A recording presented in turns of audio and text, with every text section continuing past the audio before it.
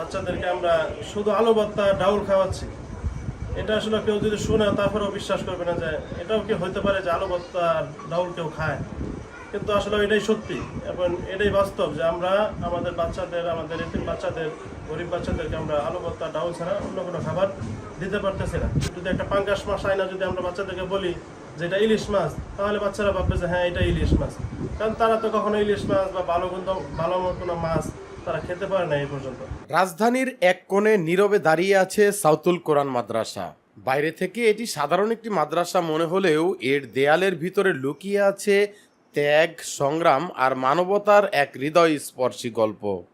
বর্তমানে এই মাদ্রাসায় 50 জন গরিব ও এতিম ছাত্রের থাকা, খাওয়া ও পোশাকের দায়িত্ব পালন করছেন মাত্র 2 জন শিক্ষক। অথচ নিজেদের জীবনে রয়েছে মাত্র 4টি রুটি আর একটু ডাল ভাজি খাওয়ার আক্ষেপ।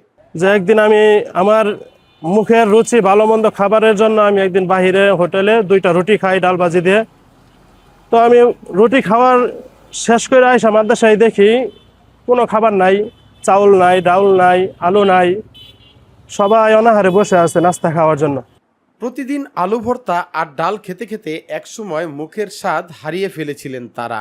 একদিন 2 শিক্ষক একটি হোটেলে গিয়ে 4টি রুটি ও একটু ডাল ভাজি খান, কিন্তু খাওয়ার পরেই জানতে পারেন মাদ্রাসা ছাত্রদের জন্য আজকে খাবারের কোনো টাকা নেই।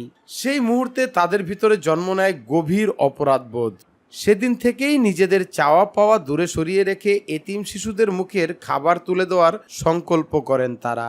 দিনের বেলায় ছাত্রদের পাঠদান শেষে ফুড পান্ডায় শুরু করেন খাবার ডেলিভারির কাজ। সেখান থেকে পাওয়া সামান্য আয় দিয়েই মেটানোর চেষ্টা করেন মাদ্রাসা ছাত্রদের নিত্য প্রয়োজন। কিন্তু অভাব যেন পিছু ছাড়ছে না, প্রতিদিনই বাড়ছে ঋণের বোঝা। স্থানীয় দোকানদার বাকিতে চাল ডাল দিয়ে সহায়তা করছে, আবার কখনো কেউ বিনামূল্যে ছাত্রদের জন্য রান্না করে দেন। আমি এই মাদ্রাসার বাবুর্চি, পাশে আমার ব্যবসা প্রতিষ্ঠান আছে, দোকান আছে। এই জায়গায় আমি পাক করে দিই, কিন্তু পাকের বিনিময়ে আমি কোনো বেনিফিটে কোনো টাকা পয়সা নেই না।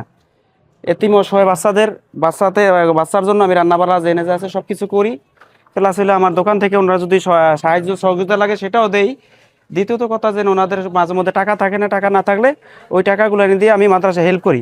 পরবর্তীতে ওনারা যদি কোনো কাছ থেকে কোনো জায়গা থেকে কোনো অনুদান আসে, তাহলে অনুদান থেকে টাকা আসলে আবার আমার টাকা পরিশোধ করে। এইভাবেই মাদ্রাসাটা চলতেছে। হ্যাঁ, 30 থেকে 35 হাজার টাকার মতো আমার দোকান বাকি আছে, সেটা ওনারা সম্ভব মতো মাস শেষে দেয়, অথবা না পারলে কিছু থাকে। এইভাবেই কষ্ট করা সেভাবে মাদ্রাসাটা চলতেছে। বাকি দিচ্ছি যে অসহায় বাচ্চা আছে, এতিম বাচ্চা আছে, বাচ্চাদের কারণে দেওয়া হয় যে বাচ্চারা না খায় থাকবে সেই বিধায়। বাকি পরিমাণটা ওনাদের বেশি হয়ে গেছে, তারপরেও বাচ্চাদেরকে আমি না খাওয়াই কোনো সময় রাখি নাই। যে সময় দোকানে যত পরিমাণ বাজার আছে সমস্ত বাজারই আমি দিয়া মাদ্রাসা চালায় রাখতেছি। এলাকার মানুষ যেভাবে পারছেন সহযোগিতা করছেন, তবু এত কষ্ট, অভাব আর অনিশ্চয়তার মধ্যেও থেমে নেই 2 শিক্ষকের স্বপ্ন। হ্যাঁ, মাদ্রাসাটা ইনশাল্লাহ মোটামুটি ভালো। এখানে কিছু গরিব ছেলেপেলেরা লেখাপড়া করতেছে, তারা ওরা গরিব হিসাবে ডাল ভাত খেয়ে লেখাপড়া করতেছে। যদি আপনারা কেউ ওদেরকে একটু সহযোগিতা করেন তো ওরা আর একটু ভালোভাবে লেখাপড়া করতে পারে, এবং কি আগামীতে আরো পারবে। অনেক ছেলেরা মানে হয়ে হাফেজ হয়ে বের হবে, আবার বের হচ্ছে। কারণ ওরা গরিব ছাত্র হিসাবে যদি আপনারা একটু সাহায্য করেন তাহলে ওরা একটু ভালো থাকবে। 2 শিক্ষক নিরলস পরিশ্রম করে এই মাদ্রাসা থেকেই তৈরি করছেন হাফেজে কোরআন।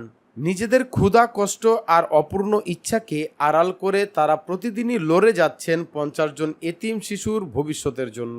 এটি শুধু একটি মাদ্রাসার গল্প নয়, এটি মানবতা, দায়িত্ববোধ এবং নিঃস্বার্থ ভালোবাসার এক জীবন্ত উদাহরণ।